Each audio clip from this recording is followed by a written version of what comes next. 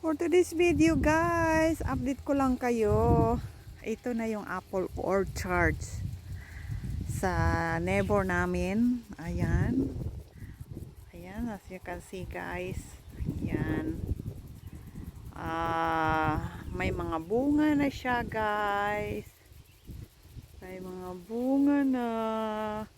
So, walking distance lang. Ayan o. Aha.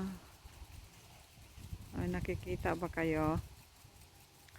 Aha. Hindi masyado nakikita kasi lalapitan natin guys. Ayan now, nakikita niyo na, di ba? Green Smith apple siya. Ayan, ang dami na guys. Oh, see? Oh, yan. Marami yan dito. Malapit lang kami. Ayan, ayan.